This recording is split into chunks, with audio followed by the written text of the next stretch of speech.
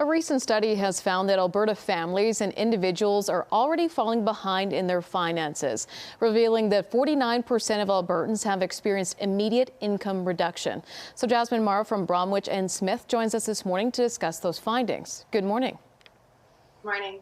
Thank you so much for joining us. So let's get into it, because I know that the survey results conducted were maybe a little bit startling for some, but 49% of Albertans already seeing that income reduction seems quite high. Absolutely. I think intuitively we know and understand that this COVID-19 pandemic is affecting us in an economic way, but these survey results really anchored that it's very real for all of us, especially Albertans, with 49% already experiencing an income reduction. And I think that goes without saying then, because of that, a vast majority of Albertans, and I'm sure Canadians right across the globe, or right across the world, I should say, are maybe getting a little bit worried about their finances in general. Oh, there's no question. Absolutely. Our financial situations are top of mind. You can see on this graph here that credit card debt, utilities, and cell phones tend to be the first things that we fall behind on. In addition, if you haven't fallen behind, we found that 51% of Albertans are actually worried about falling behind if they haven't already. So where exactly are people going to for assistance as of right now? That's a great question. One of the things we found was that 23% of Albertans are actually not exactly sure what to do. A lot of them will first reach for government assistance, which of course we encourage. But for those that don't know what to do, we do recommend three things. First thing is do a budget. Take the time to have a household budget conversation. Certainly something has changed, whether it's income or expenses, in the last couple of weeks. The second thing is do an exercise that we call the emergency planning. So this is a bit of a hard exercise because you have to think about all of the difficult things that could happen. But the idea is to reduce the anxiety by having a plan in advance of something going awry with your finances. And the last thing. Oh, no, sorry, keep going. The last thing on that list is make sure that you reach out for help. There is financial experts out there, whether it's your mortgage lender, maybe calling your bank.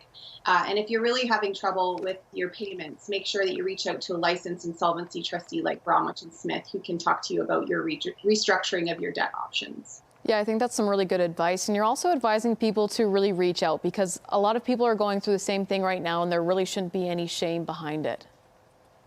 Yeah, I think you nailed it, Andrea. There is absolutely no shame in reaching out, and it's 100% the proactive thing to do today. So making sure that you get your information in advance, or if you are experiencing an income reduction, making sure that you reach out to those who have the financial know-how to provide advice. Certainly, there's no harm. I feel like during this time right now, and the climate too, that everybody is having to adjust to the new way of life. And the same thing goes for you at Bromwich+Smith. You're offering maybe different consultations right now over the phone, but you're also still conducting it in a safe way. Absolutely. Health and safety is always defined both for our staff and clients. And so we have worked really hard to make sure that our team is able to service clients with their inquiries via phone. And if they do want to move forward, then certainly they can give us a call and we'll facilitate a video conversation to even sign paperwork digitally. So nobody's at risk on either side.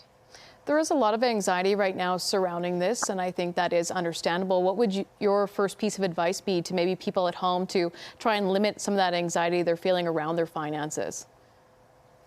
I think that emergency response planning is key. It's something that nobody wants to really think about, but making sure you proactively reach out, get the information, understand your budget, and really take the time to have that difficult conversation. It really helps us sort of anchor that anxiety and regroup, so that if something does happen, you're able to respond more quickly and have a plan that you're all in agreement with. Absolutely. Well, thank you so much for joining us here. Thanks for all that sound advice, too. It's going to help a lot of people at home right now. If you are looking for a little bit more information, you can head online to bromwich.smith.com. Thanks again, Jasmine. Thanks, Andrea.